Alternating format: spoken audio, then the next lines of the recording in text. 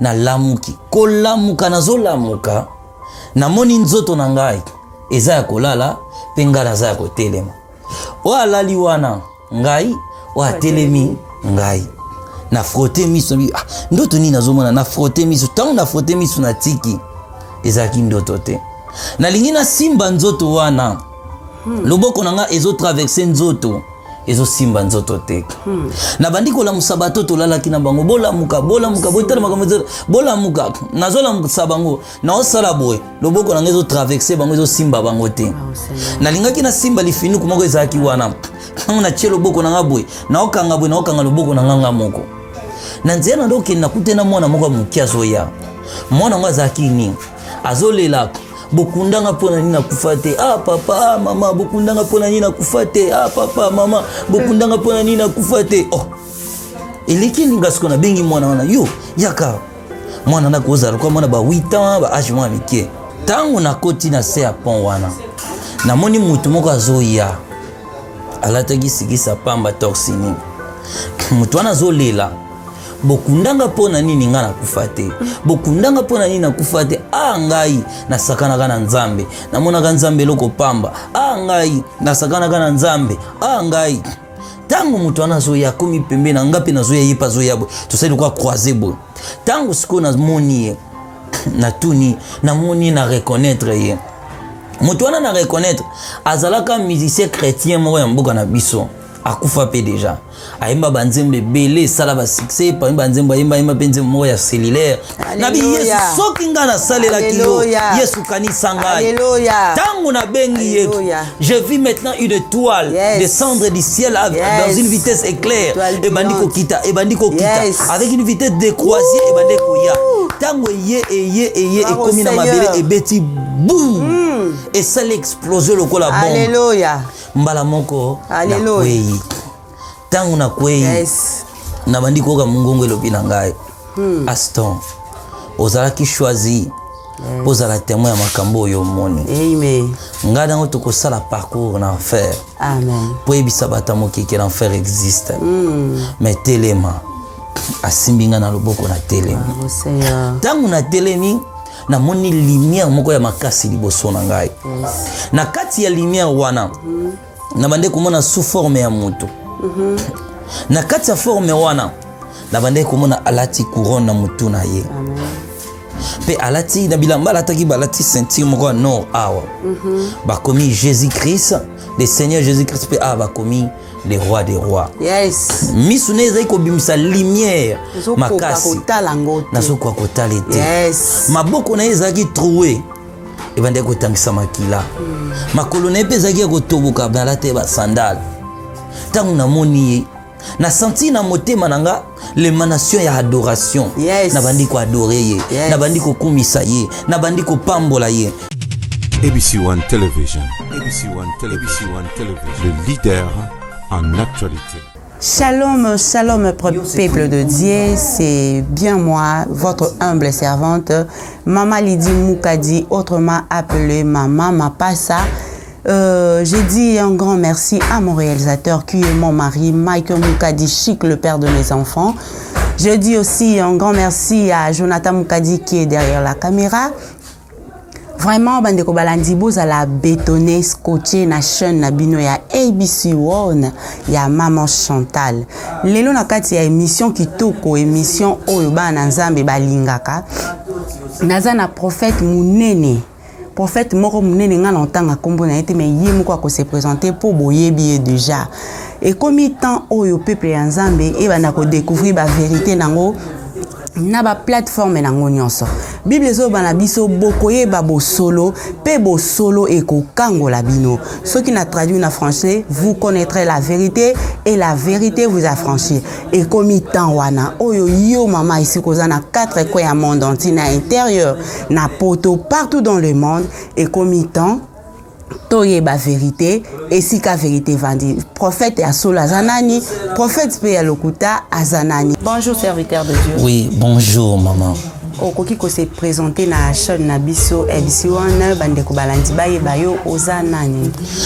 Voilà, ma simple présentation ngai nazali prophète Aston Mbaya Adam il y a église sacrée chapelle de Dieu oyo ezali na Kinshasa na commune ya Matete na quartier Kintimbo numéro 18 Debis nazali simple prophète. Simple prophète bandeko balandi lelo prophète meka un peu kobetela biso parcours na yo tatano ya molimo aza nani outi wapi donc tolingi toyeba un peu père spirituel na yo parcours na yo. Oui, parcours na ngai ezali simple.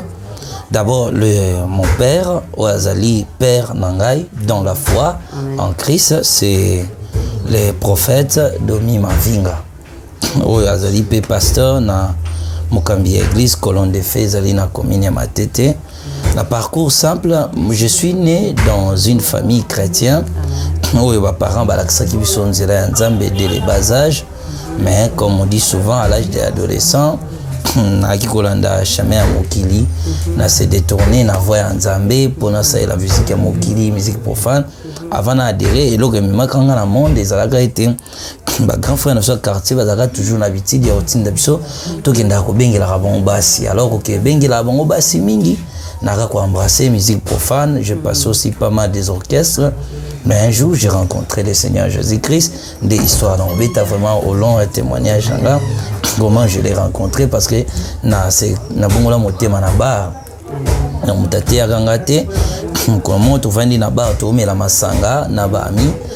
Ndaki tonde ko mela masanga na moni mutu mwazo tambwa na espace na kata ba parce que na mokili bazaki benganga fils du diable par rapport à habillement, nazaki sapeur, nazaki musicien profane.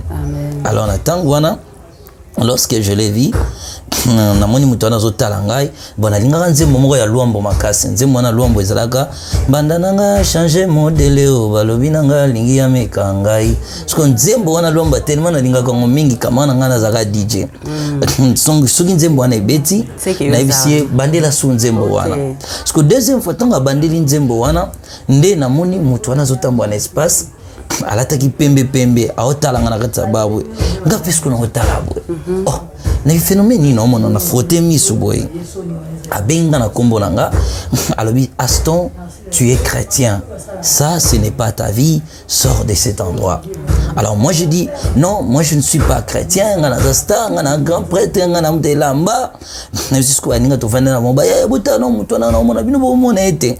Les gens qui étaient avec moi, bazo batali likuba mwena wangelo wote ba. Bandisko kokamo mendeni yo ba kwiti na yo e kamu sama nga nazaka komela bouteille mba whisky boya. So na tomboli ngo bwana mena kichi bouteille whisky pa na zupo 65 na china muno na tafuni na boga mama mukina temi na bi mina ke.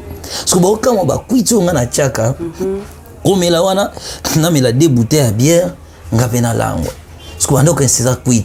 Mais Zaki Kwetite, c'était les jours où je l'ai rencontré. Ces jours-là, ezali jours semblables étaient à mes coloniaux sur Batamokiri. Parce que mon colonie Zaki rencontre mon sous-sonaïe. Lorsque au Mutakuta na Yesu, Mokiri ko comprendre yote. Batu bo comprendre était nanyo ndimeli. To ndimaka jamais Yesu pona batu ni pour l'entourage. Ezaki rencontre personnelle. Alors tant que le que tu es chrétien, ngana bingana za chrétien te, ngana za chrétien te o ezavi na bandiko boya. Et pour la troisième fois, il me dit que Aston Biman est si que tu es chrétien. Moi, je dis, moi, je ne suis pas chrétien. Moi, je ne servirai jamais Dieu. Je refusais. Et lorsqu'il criait avec autorité, sors! Directement, je me suis retrouvé à l'extérieur. Je n'ai pas compris comment je fis à l'extérieur. Ni ton abimi émotionné, mais qu'est-ce qui se passe?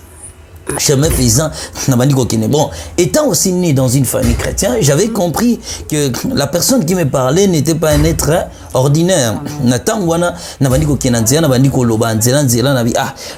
Bon. Et ça, mon problème était bon. Ce que l'objet est un chrétien, n'a boy n'a pas ma soloté, n'a limité à cause de chrétien, mais idéologie, il y a rien à otigate.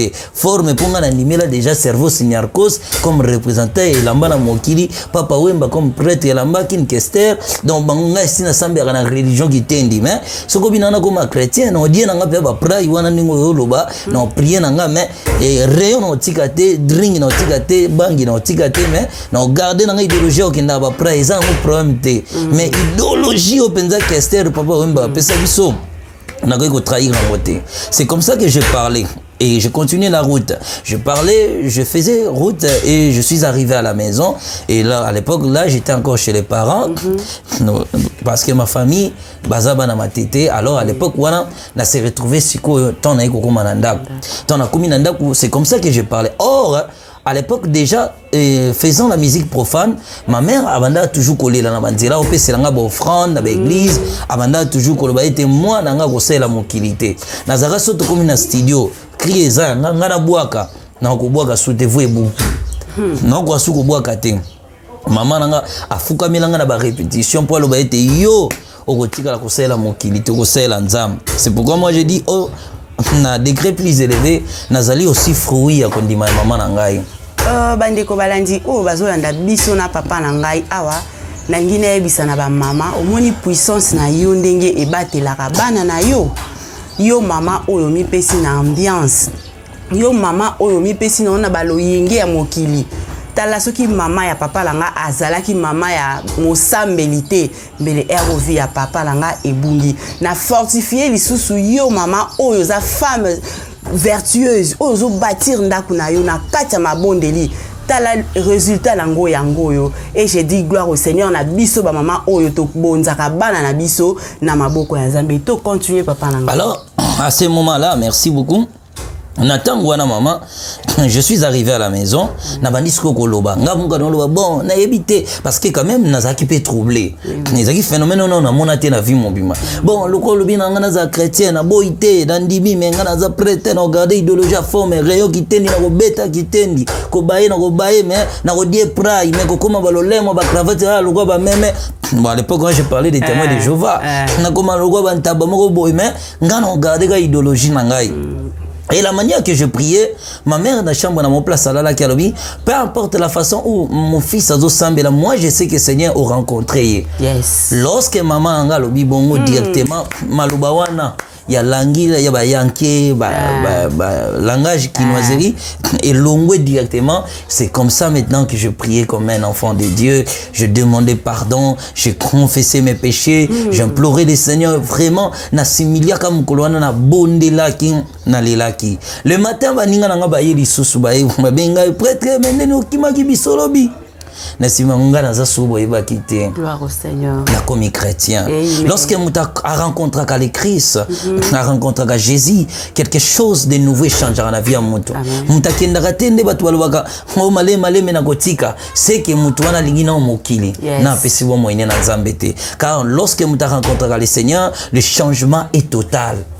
Alors moi je disais à ses frères, je suis plus ce que Boye Baki, je donnais ma vie à Dieu. Bon balobi mutunyo sokoki ko bongwa na yote na ibisi bango batunyo sope bakoki ko bongwa na te menga na bongwani. Et c'est comme ça que ma mère me manga pas ya pasteur na ye, c'est là que je vais accepter Jésus maintenant, être baptisé. Après au début ezaka ba petite vision, ma petite songe que je voyais au moins au lali ba tchemo moto mo ba komi enfer, comme ça lali mo ba tchebo ba komi paradis, mo ba komi jugement dernier. Donc banda ngano miki jusqu'à ce que j'ai été libéré à l'église pour commencer maintenant mon ministère. Et l'expérience du ciel et de l'enfer va débuter maintenant le 27 mars 2013. C'est là maintenant que je vais introduire. Bien aimé dans les seigneurs, il y a ABC One. Nangina lobailo romoko na profité kopé sa papa lifoko du ciel bambo te sikazali. Papa lifoko embanze momoko. Je n'ai jamais vu un homme qui passait. Hein? Je n'ai jamais vu un homme qui passait de la croix et reste le même. Amen. Quelque chose doit se passer dans son corps. Ah, vraiment, papa nanga aleka ki na se ya ikulusu. Amen. Yango tomoni fui atikali le même te. Et voilà lelo mama na yo aza mama ya esengo kondima ya mama tala fui eboti un grand prophète, un grand quand j'ai dit un grand, s'il y a des faux dollars, il y a aussi de vrais dollars. S'il y a des faux prophètes, il y a aussi des vrais prophètes. Et le prophète au continu sur place il y a le 27 mars 2013. Yes. Qu'est-ce qui s'est passé? J'ai commencé l'église en 2012. Donc j'ai commencé l'église, le ministère en 2012.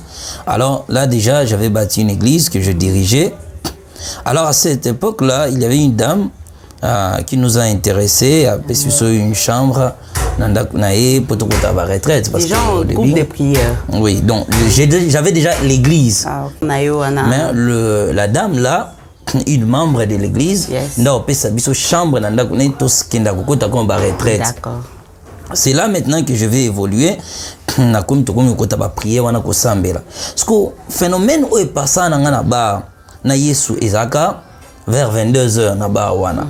Tozaka na ba 19h mais phénomène na mona ezaka na 22h. Alors kota la yangonde yaka ko pousser ngai était comment le coutume nanga parce que je me souviens toujours na mukolo wana ndenge na pesaka bomo ina na Yesu. Alors il commence soki 22h beti à l'époque wana ezaki enga na bande ko sambela. OK. Ngo yaki ko tomber ce 27 mars 2013 ndé na fukami na bandi prière nanga comme d'habitude. Et tant aussi qu'on a bandi ko sambela na bomaki mwenda chambre ba pasteur musubalalaki na bandi prière na bandi ko sambela tant on a zo prier. On a senti lumière, à tout quand il y a lumière épelée, on comprend de quelle lumière épelée. On a senti lumière comme un casse épelée. Tant on a senti lumière, on a fait un mis sous ponatala. Et ça qui le colle à moi et betinga na longi. Tant que betinga na kwei. Tant on a kwei na bandi koga mungo moi bandi koloba. Aston, tu as été choisi pour être témoin des choses que tu verras. Sachez-le bien que moi et toi, nous allons faire un voyage en enfer pour que tu dises au monde que l'enfer existe. Tous ceux qui n'ont pas voulu suivre mon chemin finiront dans cet endroit affreux. Le monde, la vie de la terre est l'ombre de la vie réelle. Ba o nyonso bazali ko s'accaparer na mokili bazo kansango que c'est la meilleure vie baye baete vie ya mutu ya solo et se manifestera kaka après la mort. Hébreux chapitre 9 le verset 27. Nous lisons au nom de Jésus-Christ. Voilà. Amen. La Bible dit ceci. Hébreux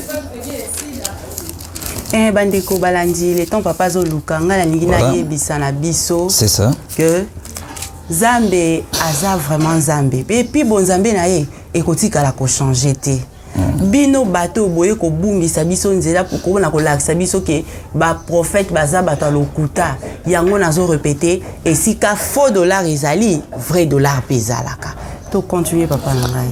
Hébreux chapitre 9, le verset 27. Hébreux 9, 27. Et comme il est réservé aux hommes de mourir une seule fois, après quoi vient le jugement. Lokola epesameli na bato kokufa pona mbala moko pe na sima nango esambiselo. Alors le Seigneur me dit ceci, la voilà maintenant, je n'avais pas encore compris que c'était le Seigneur. Amen. Il me dit ceci, Abi, la vie du monde est l'ombre de la vie réelle.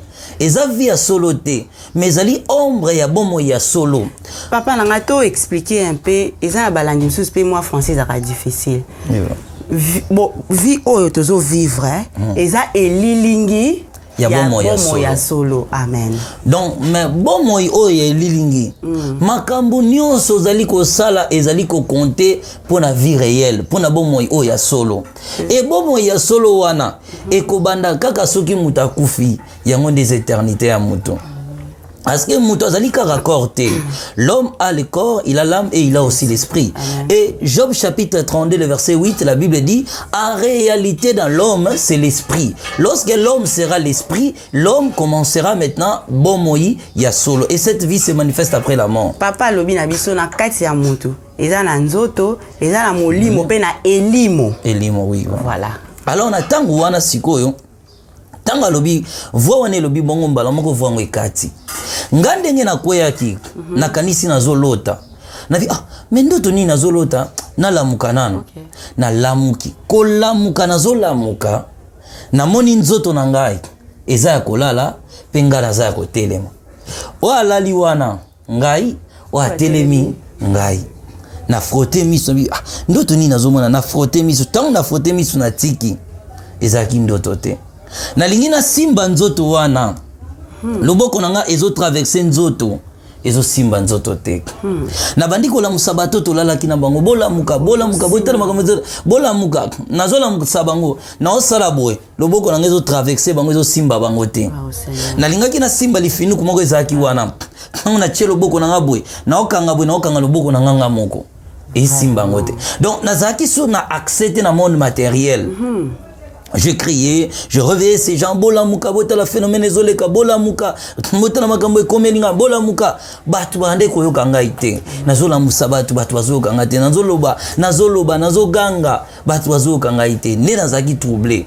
Nazui direction na bina bima na salon. Bon, na ba sens humain, ba sens na biso ya mokili.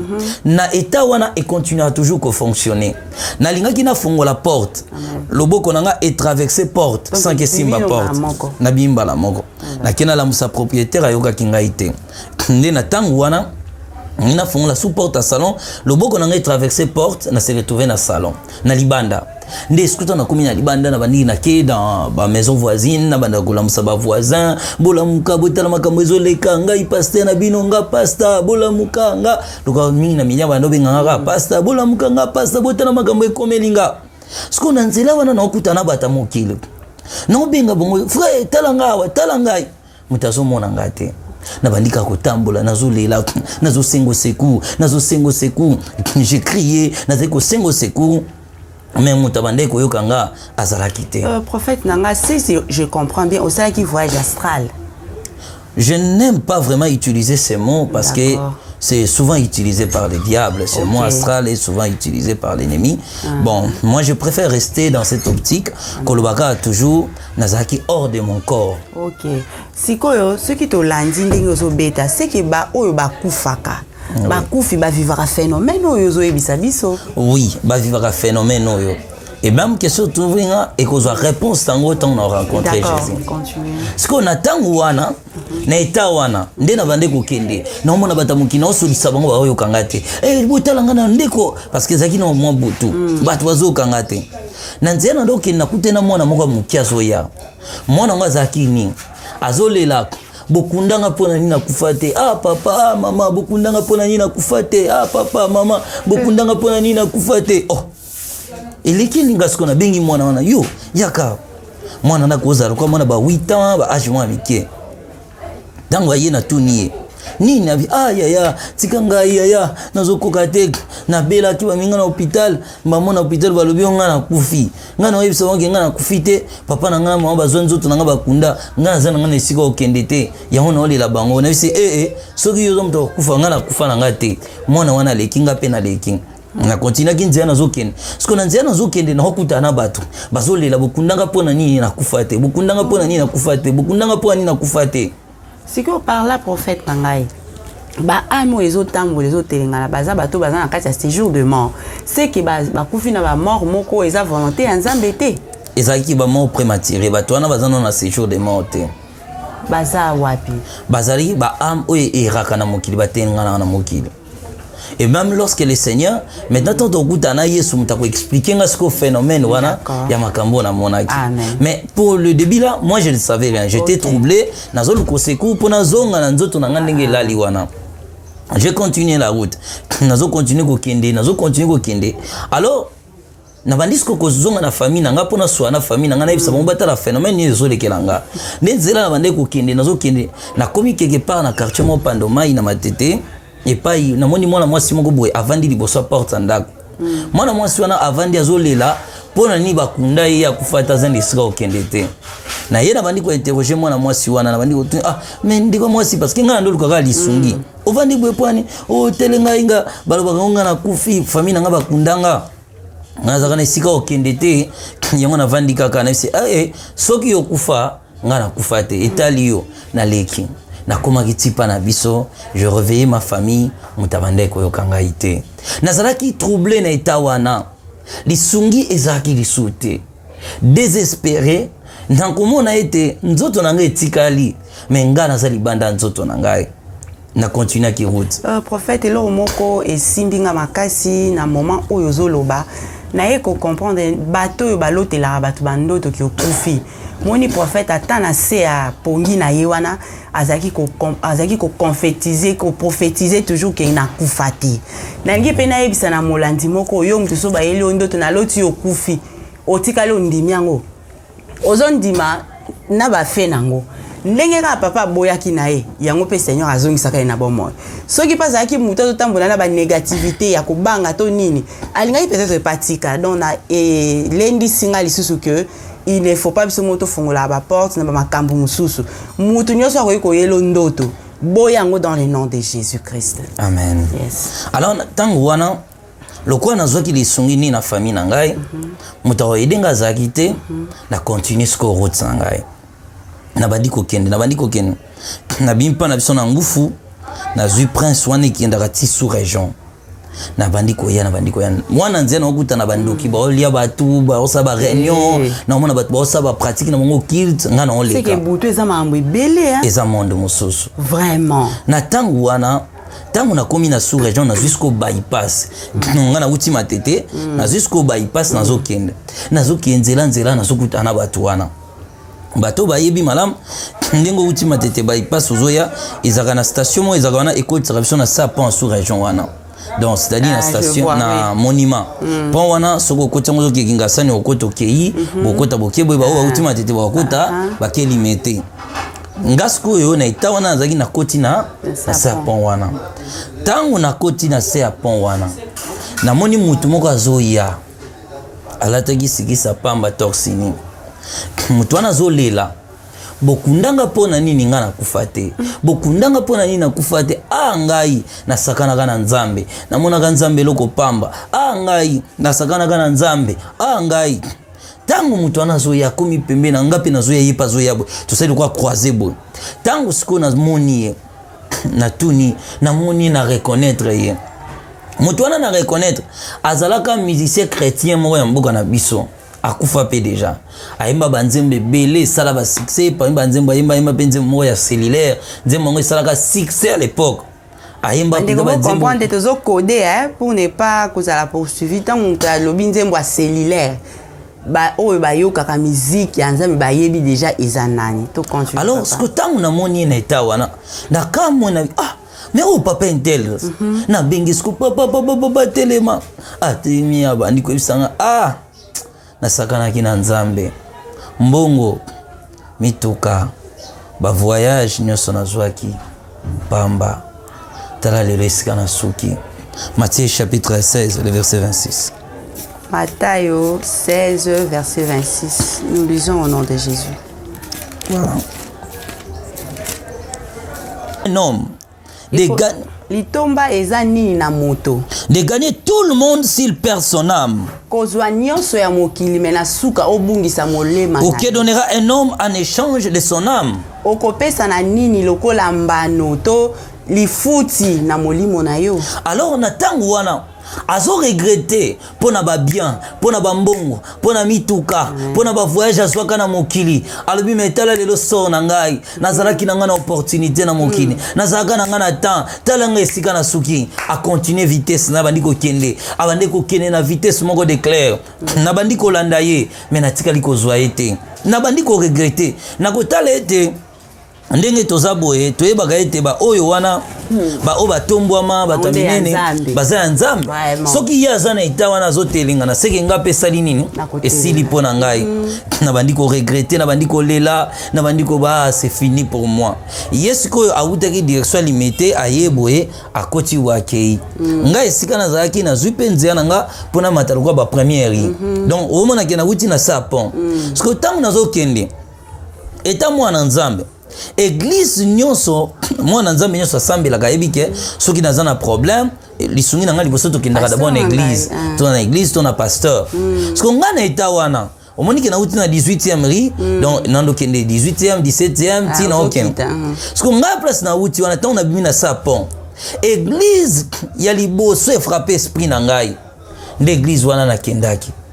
église wana église moko monene eyebani na monde eyebani pe partout dans le monde à cause de la prière à cause de makambo na ba salaka baza fervent na prière baza penza fort na bino tamu soki na ke kuna décoder moi mukie mais na stratégie pe plan nzambe yeba ko tozo tshaka ba code kaka tozo verrouiller mais yo moko za makasa ko ya ko déverrouiller voilà église wana eyebani parce que baza ba fervent na prière on bazaba homme fort na prière mais c'était l'église là nga nazwaki direction ko kende tangu sikoyo na bandi koya na moni siko na koti na direction à venir église au lieu ezala clôture ndenge ezala na moyi clôture église ezalaki bato mo balati basoda mo balati tenue lokola ya tanga mobutu basala forme ya clôture boye batelema baklasa bango baklasa bango mais ngato ngana na ye batike ka direction à porte au côté là malonga lokwa nazaki troublé objectif nanga ezaki na kota na église na bandi ko yana vitesse wana na koti na kati église tangu na komi na kati église na kuti bato bakanga bango ba chaîne batango bafandi na se bakanga bango ba chaîne boy musu bakangi bango batomboli musu bakangi bango na se musu bavandi bakanga bango ba chaîne de milliers de personnes de bakanga bango ba chaîne wana bato wana bavanda na se silence à cette église na podium et ce qu'ils ont la chair ils ont na crâne humain ils ont craché makila bato wana bavandi na se basimbi ba drapeau tant na komi wana na vandi kotala na mais où tu es kana mo ezaka église makamuni azomona na ningisi ndeko mo azaki na frère bovandi boye poani tant na tutie akiatalinga boye azongi boye oui mais qu'est-ce qui ne va pas na kati ezaki na basoda o bande ko sala garde ya église wana tant ba moninga siko babinga babiba mo toki ko kanga mutu wana babandi ko landanga na bandi ko kima na bandi ko kima mba mona ki mongongo elobi nanga ba église mingi boza komona eza nango ba église en Nzambe te ezali ba centre de recueillement des âmes pour la perdition éternelle. Ce sont des églises le diable ayebaki soka tikali na ba boîte na ba bar de nuit na ba hôtel ba chrétien ba kokima ba ozwa batuté malamu s'infiltrer dans l'église abati l'église na ye po bato bazwa ko sambela bakozala captiver nazo ebisa mwana nzambe moko yo mutolo bakote ngana kenda na église natala makambo pasteur ta sana mabasa na malamu ngai nakenda ndeko sambela nzambe na ngai. Matthieu chapitre 23 le verset 13. Matthieu 23 verset 13. Malheur à vous scribes et pharisiens hypocrites. Mawala bino ba farisayo pe ba scribes oza ba kosi. Parce que vous fermez aux hommes le royaume des cieux. Natina ete bozo kangela bana na Nzambe porte ya lola. Vous n'y entrez pas vous-même. Bozo kota bino moko. Et vous n'y laissez pas entrer ceux qui veulent entrer. Bozo tika pete ba lingi kokota ba kota. Voilà, écoutez ce que dit la parole de Dieu. La parole de Dieu est claire. Tala balobi bien, yeso alobi nini. Ba pharisien na ba scribe bozo kangela batu nzela ya bokonza likolo. Bino boyebi ke biso tokokota na biso te. Mais lokola ba o ba ignorant o baza ko yawa. To kangela bango pe ba kota te, batu wana ba bunga. Même l'église est que kozala obstacle il y a paradis pe ya ciel na yo. Alors na tangu wana la foi me dit que ba église mingo zai komona ezali ba église ya Nzambe te ezali ba centre recueillement bazam ya ba âme o bazali ko préparer bango pour la perdition éternelle. J'ai pris la fuite. Limité mon manabande ko kende. J'allais dans des églises. Na wanda kuta même phénomène. Na kuta na kana ba problème mon église msuku na monaka batu bakufa batelemi liboso église bazaba ba kotona bazolo. Bazo tsara ba geste moko bazo kobeta ba siffler moko na ko bango lisute lelo bien que wana ezaki expérience mais j'ai pas compris et la voix m'a dit que au début je ne savais pas que c'était le Seigneur qui me parlait. J'attendais encore la voix qui me dit abi ces églises ba foule ba peuple bazo tondisa majorité baza bata mokilité. Ce sont des morts au baka ko sa ba marketing ya ba église pour attirer les cœurs des faibles. Natang wana j'ai continué la route. Na continué qui chemin na bandi ko kende. C'est comme ça que j'ai rencontré des réalités des églises, ba fausses églises sur la terre. Et tant na zaiko kende na ko koma na prince e kenda ka kasa yozo kende lokola zand. Na zui direction na bandi ko kende. Ko kena zo kende. Na commis entre deux avenues et ça dit croisement et autres traversées chaussée. Na moni groupe ya batumo bazo kacha prince. Batwana bazo kacha prince. Wazaki liboso alataki nzambala noir. Ba wazaki na sima balataki balingwanda musu bazaki ni. Basimba ki ba krish moko ya makila. Basimbi ba krish wana makila, bazo kinde bazo ningisaka mutubu. Bazo kinde ba osala bon. Tant nga na moni bango na telemi. Nabi mais au phénomène ni nazomona. Batango bazo traverser. bazaki na mwa maseke mwa mikuse bazokacha prince ba o bazaki na sima tango bazo traverser bakangi mutu moko boye singa na kingo bazobenda lokola nyama tango bazobenda ye yazolela Francine mwasi na ngai mutu osambelaka lamuka tanga mobali non akei Francine mama bana lamuka mama yo muto sambelaka lamuka tanga mobali na yo Francine nga mobali non akei lamuka mwasi na ngai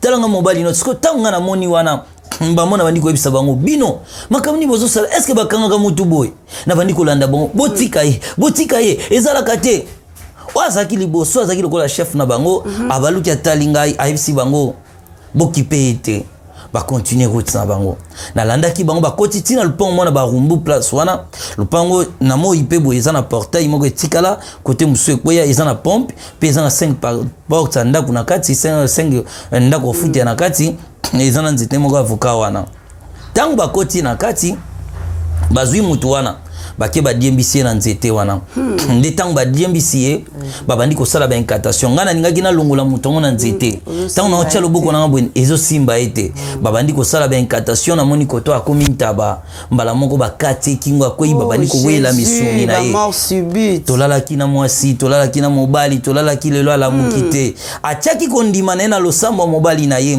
na losambo plutôt ya mwasi na ye me mokolo wana ezalaki rencontre na ye moko pour dire aux enfants de Dieu que nous devons prier, c'est très important. Amen. Alors lorsque na moni bongo, j'ai eu peur, je dis si je reste ici bakokanganga pe ne basali muto ngana kima. Na kimi na bandi sko kima na iko se retrouver na komisko yo na hôpital de référence de Kinshasa ex mama yemo. Tangu na komi na koti na kati hôpital nde na ki ko reconnaître des races ya bato. Ezina ko mona bato mokili o bazaki na banzoto na bango boye banzoto moko sale na bato bazaki na état na nga wana c'est-à-dire bato wana bakufa na moni bango batelemi liboso porte docteur moko boye basimbi ba fiche moko na maboko bazoloba balobi biso tozozela docteur o ye mutalobaka biso tokufa ba famille so bakunda banzoto na biso tokokende wapi tozozela ye aya awa azongisa biso na ba famille na biso bato wana bazoloba je fus étonné ce qu'on a ye wana na tuni bango mais qu'est-ce qui se passe bato wana na iko tuna moko lobi nanga bi frère ezalaka te nga na ki malade yazolobo nga na kufi famille nga bakunda nzoto nga na kokende wapi na bi ngai na kufate wana makamu na ngai te na continue na bandi kokende na ko se retrouver na soins intensifs na kokoma na komaki na soins intensifs na kokuta mutu moko bazo zipika ye dra azaki mwana mwasi balobi ke akufi mais nga na moni atelemi mpanzi azo ebisa bonge ngai yeyo na kufi te bozolo bana kufi ndenge nini na tangu wana ngape na bandi ko ebisa bango mais yeyo atelemi akufi te bino bolo bakufi pona nini kasi bata mokili bazaki suko yoka biso te abandi koloba na bango bato ba docteur babimaki bake bapesi sango na famille na yeke akufi ngana eto bimi to bandi oyebisa bonge yeyo akufi te bazokosa yeyo sans vie azokosa akufi te bazokosa mais bande koyoka biso te. Alors nde na tango wana na tuni mama pona ni bato bazondima teke yoye biso yo totelemia alobi na ngai biso tozali na prévu bata mokili mwe bayoka biso ezali sute epai biso toza tokomona bango tokoyoka bango mais bango bakomona biso te pe bakoyoka biso te nde na tango wana tango alobi na ngai bongo ayebisinga tokende na biso asimbi nga na loboko toyaki kokende tina morka mama yemo na morgue ce que tokomi na sima nde tokuti des milliers de personnes bavanda basi bazokanga basuki mibali bazokata basuki bamusu bazobeta masolo bamusu bazoswana tala bato ebele bafanda des milliers de personnes ntango tokomi wana na kamwe na bi fuli manso bauti wapi abisinga yaka na tozotambola tokuti mwana moko avandi atie loboko na litama boye awa nyonso azaki ya kopasuka parti oyo nyonso ezalaki te atikalaka parti oyo mama na azwi alongoli ye loboko na litambi yo ovandi boye poni longa loboko atuni ovandi boye pona ni o ngai nasalaka accident ntango nasalaki accident ebomaki ngai bameminga awa balobi onga na kufi bazwa nzoto na nga bakunda yango navandi kaka atuni su mususu azalaki wana yo vandi mambo boye mpona nini alobi yo ngai nabotamaka prématuré ntango batyenga na couve un jour couré ekendaka bakunda nzoto na ngai balobaka ngai nakufa naza na esika okende te yango navandaka kaka awa ntango bandi kotuna bango naye koreconnaître un pasteur nayebaka à l'époque na matete pasteur wana esi akufa na ye mais ngai naye komoni place wana parce que ntango namoni ye na bandi kokenda Thomas Silas Thomas nayepa na ye nabi Thomas tala mpenza makambo ekomeli nga na bandi kosambela nazoyeba te nakomi na mokili ndeni nazokopa makambo naomona awa te Thomas yango namoni osambela mpo na ngai nazonga akutaki avandi na kiti moko abi na ngai nasakanaki na nzambe na mokili nasalaki mabe ebele natikalaki na mikolo ebele na mokili akovivre mais tala ngai naye kosisa mikolo na ngai awa nazozelaka etumbu na ngai mpo ngai nakende nabi te Thomas ngai mpenza na ndimi te Thomas azoregrete na mokili boye akufa ndenge nini nabeta parenthèse histoire na ye na mokili akufa ndenge nini une femme autaki poto abande kolanda ye abande kolanda mateya na ye mwa mwasi wana azalaki moto ya maikari ntango aye Kinshasa ayesuko koluka paster mpo akonfese mabe na ye nde ntango aluki ye bon bapaster azalaki na tante akonfie epai ya baserviteur bapaster mosusu bakomi kolandela mama na prière na ntango ya confession mama na bandi kotubela bi omoni chaînette wana alati eza na or eza na valeur ya $6000 bapesa ngai yango na temple mais lokola ngai na bongwani fondaki kozongisa chaînette wana na temple condition na biso ezalaka bongo bango babi bon ça va tokoyebisa dadi ntango bake bayebisaki ye aekarte bango baserviteur na prière wana abi ye moko alandela mama wana bandeko balandi oyo papa azoyeba na comprendre ke eza pasteur abimbisamaki na posa mbongo yango mpe ekomi koboma bango ekomi kotika bango mitakala ekomi kozongisa boye bapasteur basali na nzambe bozonga na raison yoka témoignage réel vrai parce que papa atangi na kombo donc ngo bakeza histoire vrai. Alors qu'est-ce qui s'est passé? Le pasteur a récupéré le dossier wana alongoli ba serviteur alandela ngoye moko. Alors qu'il n'est pas maman wana a récupéré chaînette wana or il y a $6000. Bon, d'après la loi chrétienne et logo nyonso batu ba misaka na confession na moya mabe batumbaka yango. Mais le pasteur a récupéré kad eloko wana. Azora chaînette wana bio ya ko sanctifier nga ko lande ngoye mona prière. Nikolo ka $6000. Azora chaînette wana teka sama kamunaye. Parce que mukolo pasteur wana ale ba esprit wana ba djinn wana ba beta kai. OK. Tanga azora retour alinga kufa nda benga ba pasteur a mikolo atubeli. Parce que tubela nende to yoka ngo pa ba père na biso. OK. Nde atubela ka acte wana salaka nde chaînette wana mutebomaye. Alors je reviens maintenant na témoignage. Tant on a mona kesiko na place wana nde abandi ko biyebetela nga sko lisolo oyo ba pasteur so ba betela ka biso na tango yesko abeteli ngango abitala nga esika na suki abandi ko pesa nga conseil yebisa na famille na ngai yebisa famille na ngai boye mbala moko na bi ngai te na lungwe mba mona kimi